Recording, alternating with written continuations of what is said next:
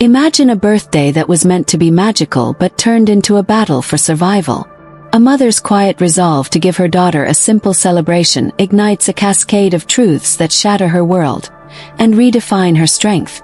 The sound of balloons popping startled me out of my thoughts as I adjusted the last streamer in our tiny Seattle apartment. Emma's 9th birthday party was moments away, and I was determined to make it special. It wasn't extravagant, just dollar store decorations, homemade snacks, and a wobbly chocolate cake, but it was more effort than I ever remembered from my own childhood. Emma had been asking for a real birthday for years, and I'd finally managed to pull it off. As I stepped back to admire my work, guilt gnawed at me. The party had pushed our budget to its breaking point. I'd even dipped into our emergency savings. But when I imagined Emma's excited face, it felt worth it. At least that's what I told myself. Her little voice broke through my thoughts. "Mom, is it time yet?" Emma asked, her messy brown hair still wild from sleep but her eyes sparkling with anticipation. "Not yet, sweetie. Let's get you dressed first. Your friends will be here soon," I replied, laughing as she darted off to prepare. As guests began to arrive, laughter filled the air, and for a while it felt like everything was perfect. Emma was glowing, surrounded by friends and presents, her giggles echoing through the room. But as the cake candles flickered, my husband Mark's absence loomed.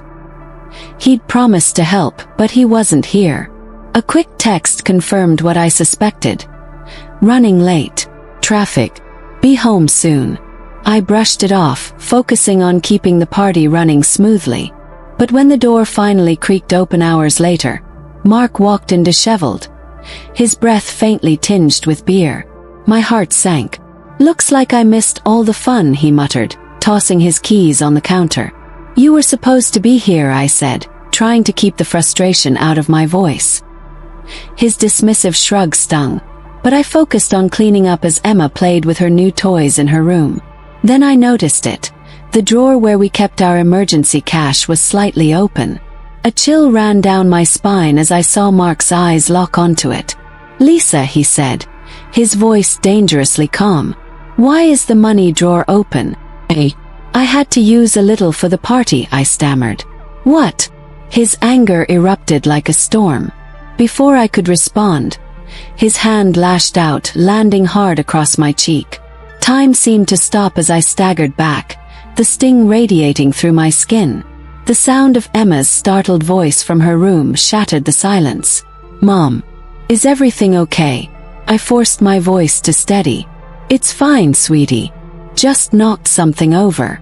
Mark's glare burned into me as I reached for my phone, heart pounding. Enough was enough.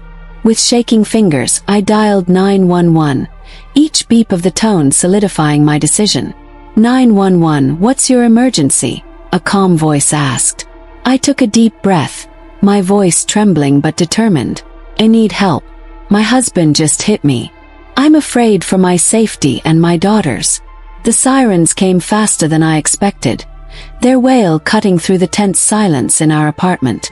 As the officers took Mark outside, Emma peeked from her room, her small face pale and scared. "It's okay, baby," I said, kneeling to hug her tightly. "We're going to be okay." In that moment I made a vow. This would be the last birthday, the last day, the last moment fear had a place in our lives. Whatever it took, Emma and I would write a new story, one of courage, hope, and freedom. The quiet after the storm was deafening. Emma had fallen asleep clutching one of her new toys, her cheeks still stained with dried tears. I sat alone in the living room, staring at the remnants of the birthday party. Deflated balloons, crumpled wrapping paper, and the lopsided cake that no one had touched after the police arrived. My cheeks still throbbed from Mark's slap, but the pain was overshadowed by the turmoil in my mind.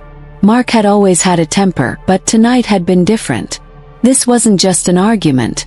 This was a line crossed. The memory of his raised hand replayed in my head, but what haunted me more was Emma's frightened voice. I couldn't let her grow up in a home filled with fear. The door creaked open, and Officer Sarah stepped inside, her face kind but serious. "Mrs. Johnson, can we talk?" I nodded, motioning for her to sit. "We've taken Mark into custody," she said, her voice gentle. "But there's something else you should know." Her words sent a chill down my spine. "What do you mean?" She hesitated before continuing. "During the arrest, we noticed something suspicious. Mark's wallet contained a key to a safety deposit box. Given the circumstances, we've obtained a warrant to investigate further." I blinked, trying to process what she was saying. A safety deposit box. Mark had never mentioned anything like that. "I need to ask," Sarah continued, "are you aware of any financial irregularities in your household? Sudden increases in income, unexplained expenses?" The question made my stomach turn. Memories flashed through my mind. Mark's late nights, sudden business trips, and the times when our finances seemed oddly secure despite our modest lifestyle. I chalked it up to his hard work, never questioning the details. "No," I said, my voice trembling. "Least. I don't think so." Sarah gave a small nod, her expression unreadable. "We'll follow up once we've looked into the box. In the meantime, I need you to think carefully. Anything you remember could be important." After she left, I sat in stunned silence, the weight of her words settling over me. Was Mark hiding something even darker than I'd imagined? The next morning, the phone rang, jolting me from restless sleep. It was Sarah. "Mrs. Johnson, we've opened the deposit box," she said. Her voice was calm, but there was an edge to it that made my heart race. "We found cash, stacks of it, along with multiple passports under different names. There's also a journal detailing financial transactions that suggest illegal activity." My breath caught. Illegal activity? What kind of illegal activity? She hesitated. Money laundering, drug trafficking, possibly more. We're still piecing it together. The world seemed to tilt beneath me. Mark. My Mark. Involved in something so sinister. As the days passed, more details emerged. The journal was a roadmap of Mark's double life, a web of shady deals and criminal associations spanning years. The man I thought I knew was a stranger, his secrets unraveling before my eyes. One entry stood out, dated just days before Emma's birthday. "I can't keep living like this. Lisa and Emma deserve better. But how do I walk away from everything I've built? The money, the power, it's too much to give up. And if I try, they'll come after me. After us." The words felt like a punch to the gut. Mark had known the danger he was bringing into our lives and still chose to stay in the shadows. When Sarah returned a week later with more updates, I felt numb. "Mrs. Johnson, your husband wasn't just involved. He was a key player in these operations. His financial expertise allowed the network to thrive. And given the scale of his activities, there's a strong chance his associates might target you or your daughter to recover what they've lost." The fear I'd been trying to keep at bay crashed over me. "What do I do?" I whispered. "We're placing you and Emma in protective custody," Sarah said firmly. "It's the best way to keep you safe." I nodded, my mind reeling. Everything was happening so fast, yet I felt frozen in place. That night, as I packed a bag with essentials for Emma and me, I found myself lingering over old photographs. One showed Mark holding Emma as a baby, his smile bright and carefree. How could the man in that photo be the same one described in police reports? I placed the photo back in the box and closed it, sealing away the life I thought I knew. It was time to move forward, for Emma and for me. Whatever lay ahead, we would face it together. As I tucked Emma into bed one last time in our Seattle apartment, she looked up at me with her big, trusting eyes. "Mom, are we going to be okay?" she asked softly. I kissed her forehead, my voice steady despite the storm raging inside me. "Yes, sweetie. We're going to be okay. I promise." Even if I didn't fully believe it yet, I knew one thing. I would do whatever it took to make that promise come true. The safe house was nothing like home. Nestled in a quiet Portland suburb, it was clean, anonymous, and void of personality, just the way the authorities wanted it. The beige walls, generic furniture, and bare windows were a stark contrast to the life Emma and I had left behind in Seattle. Yet, as I watched her arrange her drawings on the fridge with magnetic letters, I saw a spark of hope in her that I desperately wanted to nurture. "Can we make it pretty, Mom?" Emma asked, stepping back to admire her makeshift art gallery. "Of course we can, sweetie. This is our space now," I replied, trying to sound more confident than I felt. But even as we began to settle into this new routine, the weight of everything we'd lost loomed large. Mark's trial was looming, and I knew I'd be called to testify. The thought of facing him again, of recounting the lies and betrayals in a sterile courtroom, filled me with dread. I was also grappling with the fallout of the revelations about Mark's crimes. Every new update from Detective Rodriguez was like another blow, each one more devastating than the last. Drug trafficking, money laundering, human trafficking. The words were monstrous, their implications almost too much to bear. How had I missed the signs? How could the man I'd shared a life with be capable of such atrocities? The news vans had disappeared, but the scars of their intrusion lingered. Even here in the safe house I felt exposed. My phone buzzed constantly with messages, some supportive, others judgmental. Friends and acquaintances seemed divided. Some saw me as a victim, others as complicit in Mark's web of deceit. But there were moments of unexpected kindness. One day, as I sat in a park watching Emma play, a woman approached me hesitantly. "Mrs. Johnson," she asked, her voice soft. I stiffened, preparing for yet another barrage of questions or accusations.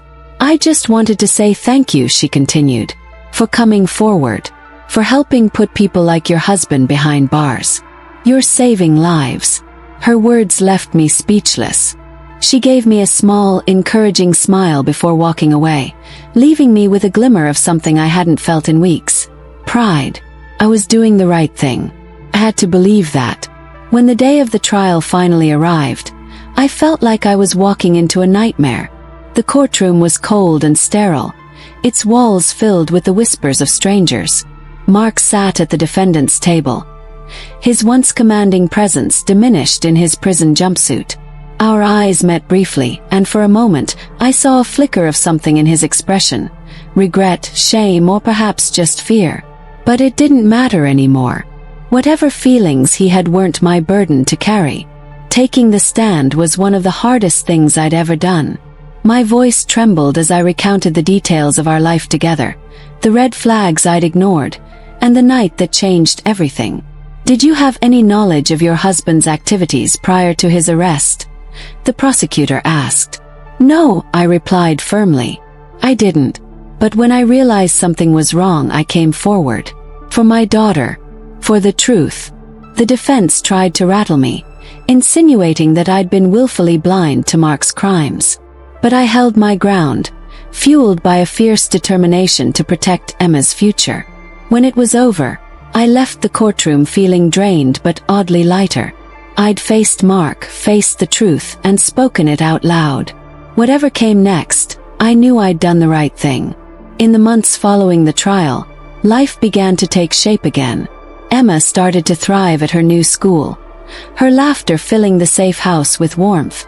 I found a job at a small accounting firm, far from the high-pressure world Mark had once inhabited. The work was humble but honest, and each paycheck felt like a step toward rebuilding our lives.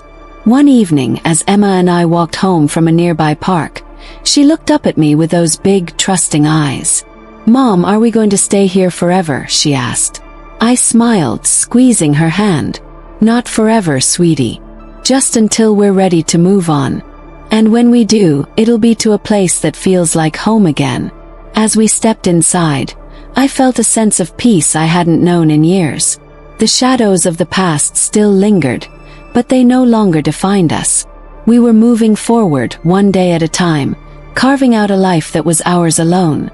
The morning sun streamed through the thin curtains of the safe house, casting soft light across the room. Emma was sprawled on the couch, her legs swinging as she scribbled in her notebook.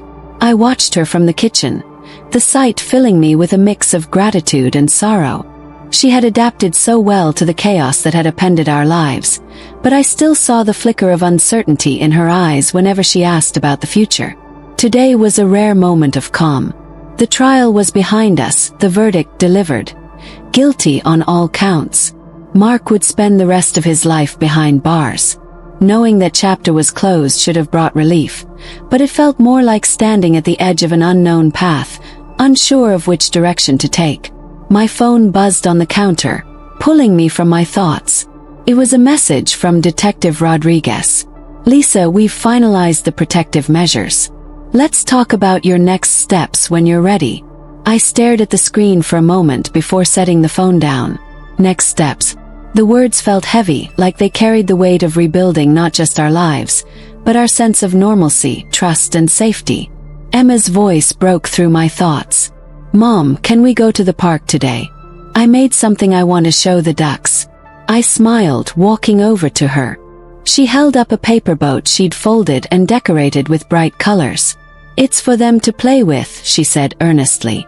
"Of course," I replied, ruffling her hair. "Let's go." At the park, the world felt a little more ordinary. Emma giggled as she launched her boat into the pond, watching it drift among the ducks. I sat on a bench nearby, sipping coffee and letting the fresh air clear my head. For the first time in what felt like forever, I allowed myself to imagine a future beyond the chaos. The sound of footsteps pulled me from my thoughts. Jenny, our neighbor from Seattle, was walking toward me, her face lighting up when she spotted me. "Lisa," she called, waving. I stood, surprised but happy to see her. "Jenny, what are you doing here?" She hugged me tightly. "I heard you were here. I needed to see you to make sure you're okay." Her concern brought tears to my eyes. "We're getting there," I said, my voice thick with emotion. Jenny glanced toward the pond, where Emma was chasing a duck with her bright paper boat. "She looks happy," she said softly. "She's resilient," I replied. "More than I ever imagined." Jenny sat beside me, her expression serious. "And you? How are you holding up?" I hesitated, then answered honestly. "Some days are better than others. But I'm learning to move forward. It's not easy, but I owe it to Emma to try." Jenny nodded, her hand resting on mine. "You're stronger than you think, Lisa. Don't forget that." As we sat there, the weight of the past few months felt a little lighter. The park, the ducks, Jenny's presence. It all reminded me that life could still hold moments of beauty, even amid the darkness. Later that evening, as Emma and I settled in for the night, she climbed onto my lap with a book she wanted me to read. I wrapped my arms around her, holding her close as I read the familiar story. "Mom," she said quietly when we reached the last page, "do you think things will ever go back to the way they were?" Her question caught me off guard. I took a deep breath, choosing my words carefully. "No, sweetie," I said gently. "Things won't be the same as before. But that's okay. We're building something new now, and it's going to be even better." She seemed to think about this for a moment, then nodded, her small hand reaching up to rest on mine. "As long as we're together, it'll be okay," she said. Tears welled in my eyes as I kissed her forehead. "You're right, Emma. As long as we're together, we'll be just fine." That night, as Emma slept peacefully beside me, I lay awake, staring at the ceiling. The fear and uncertainty hadn't disappeared, but there was something stronger taking its place. Hope. We had a long road ahead, but I knew we'd face it together. For the first time in months, I allowed myself to dream of a future where Emma could grow up happy and safe, where our lives wouldn't be defined by the shadows of the past. And as I drifted off to sleep, I held on to that dream, determined to make it a reality. As the weeks turned into months, our lives began to heal, one small step at a time. The past still lingered, a shadow we couldn't fully escape, but it no longer controlled us. Each day brought new routines, new joys, and the quiet realization that we were stronger than the storm we had survived. Holding Emma's hand as we walked through the park one sunny afternoon, I felt a surge of hope. We couldn't change where we had been, but we could choose where we were going, and together we were moving toward a future filled with light.